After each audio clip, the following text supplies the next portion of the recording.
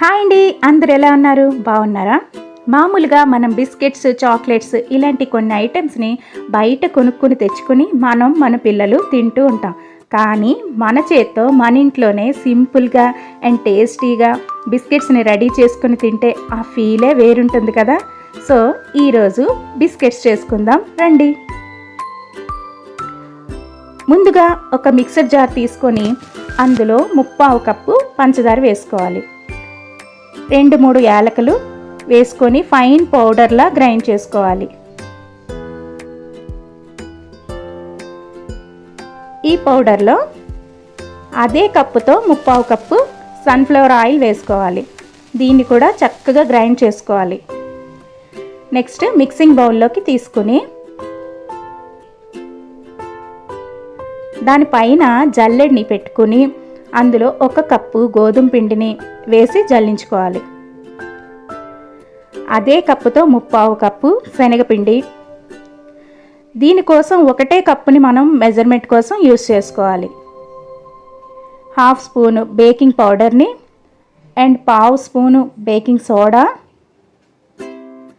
ఒక చిటికెడు చాలా తక్కువ సాల్ట్ వేసుకోవాలి. ఇది కూడా జల్లెడలోనే వేసుకోండి. ఇప్పుడు వీటన్నిటిని చక్కగా ఫింగర్స్తో కలిసేలా మిక్స్ చేసుకోవాలన్నమాట. దీన్ని చపాతీ పిండి కలిపినట్టు గట్టిగా కలపకూడదండి. జస్ట్ మనకి ఎయిర్ గ్యాప్స్ ఉండేటట్టు అలా ఫింగర్స్తో గ్యాప్ ఇచ్చుకుంటూ కలుపుతూ ఉండాలి. దీన్ని ఒక 10 మినిట్స్ పాటు పక్కన ఉంచేసుకుని ఈ లోపల మన ఇడ్లీ స్టాండ్ ఉంటుంది కదా, ఆ స్టాండ్కి ఆయిల్ కానీ నెయ్యి కానీ పూసి ఉంచుకోవాలి. ఇప్పుడు ఈ ముద్దని తీసుకొని చిన్న చిన్న బాల్స్లా చేసుకొని మన బిస్కెట్ షేప్ ఇచ్చుకొని ఆ స్టాండ్లో మొత్తం పెట్టుకోవాలి.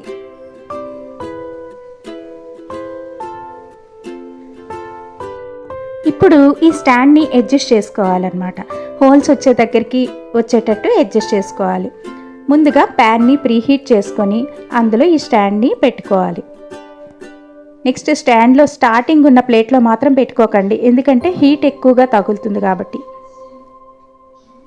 దీన్ని ఎయిర్ బయటికి రాకుండా కవర్ చేసుకొని ఒక 30 to 35 మినిట్స్ మీడియం టు లో ఫ్లేమ్లో అడ్జస్ట్ చేసుకుంటూ ఉంచుకోవాలి. మధ్య మధ్యలో చెక్ చేసుకోండి. అండ్ చూసారా పర్ఫెక్ట్గా బిస్కెట్స్ అనేవి ఎలా రెడీ అయిపోయాయో. దీన్ని కంప్లీట్గా కూల్ అవ్వనివ్వండి.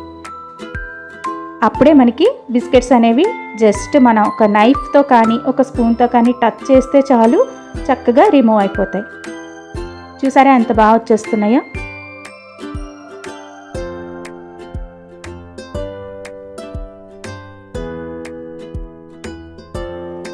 చూసారా దీని కలర్ కానీ టెక్స్చర్ కానీ షేప్ కానీ ఎంత పర్ఫెక్ట్గా ఉందో కదా.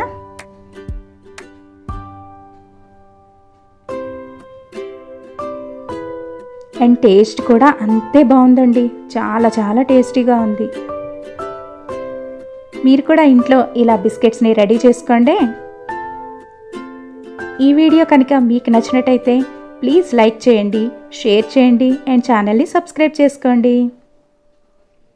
Thanks for watching.